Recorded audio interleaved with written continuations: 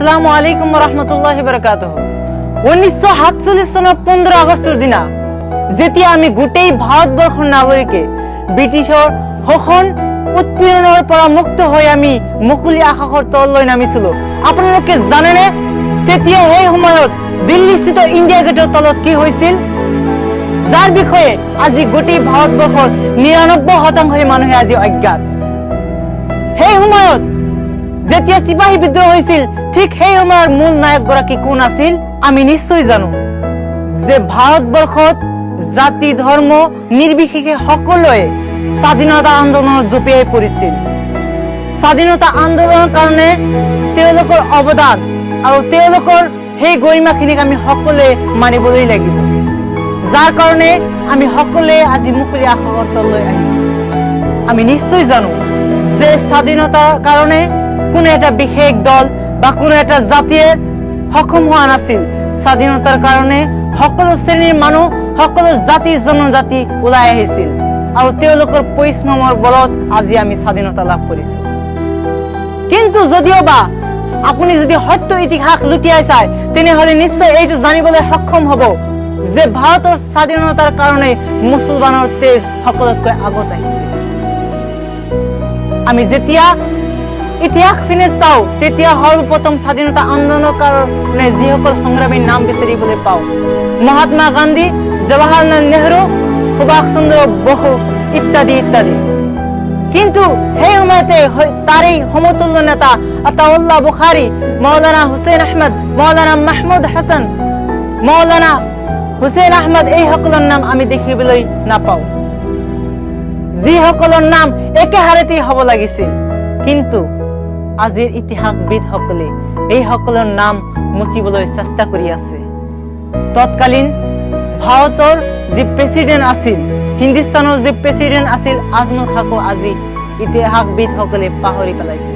বিখ্যাত লেখক মিষ্টাৰ খুশৱান্ত সিং কৈছিল যে Indian freedom is written on Muslim blood, অৰ্থাৎ ভাৰতৰ স্বাধীনতা মুছলমানসকলৰ তেজৰ বলত হৈছিল। দিল্লীস্থিত ইণ্ডিয়া গেটৰ তলত যিসকল স্বাধীনতা সংগ্ৰামীৰ নাম লিখা হৈছে, তাৰে মাজত শতকৰা 65% আছিল মুছলমান সংগ্ৰামী। হায়দৰাবাদৰ প্ৰথম স্বাধীনতা সংগ্ৰামী আছিল হায়দৰ আলী আৰু তেওঁৰ পুত্ৰ টিপু চুলতান। টিপু চুলতানে সেই সময়তে তেওঁ লৰে গঠিত মেছৰিয়ান এনে এখন ৰকেট আৱিষ্কাৰ কৰিছিল আৰু সেইটো ব্যৱহাৰ কৰিছিল, যি সময়ত ভাৰতৰ অইন কত সেইবিলাক ব্যৱহাৰ কৰা হোৱা নাছিল। আমি সকলোৱে ঝান্সীৰ ৰাণী লক্ষ্মীবাইৰ কথা শুনিছো, কিন্তু কিমানজনে সেই সময়তে স্বাধীনতা সংগ্ৰামী প্ৰথম মুছলমান মহিলা বেগম হজৰতৰ বিষয়ে শুনিছো। তেওঁ সেই সময়তে শাসক, ইংৰাজী শাসক ছাৰ হেনৰি লৰেন্সক গুলীয়াই হত্যা কৰিছিল আৰু ব্ৰিটিছ সেনাক পৰাজিত কৰিছিল।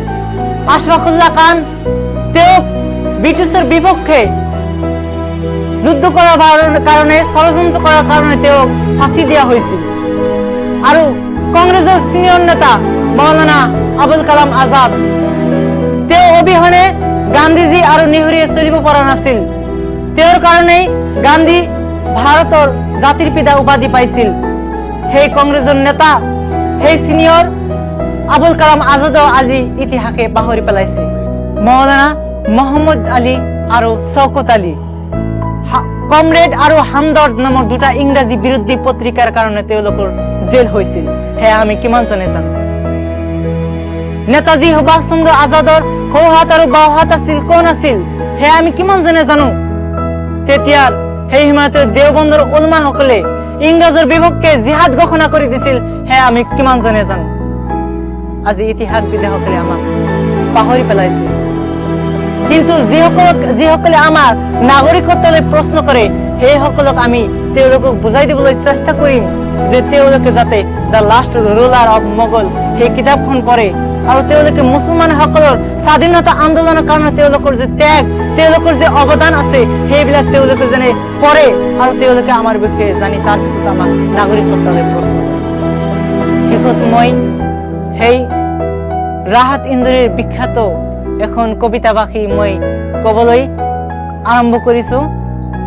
सभी खा खून है शामिल यहाँ की मिट्टी में, सभी का खून है शामिल यहाँ की मिट्टी में, किसी के बाप का हिंदुस्तान थोड़ी है। अस्सलाम वालेकुम रहमतुल्लाह।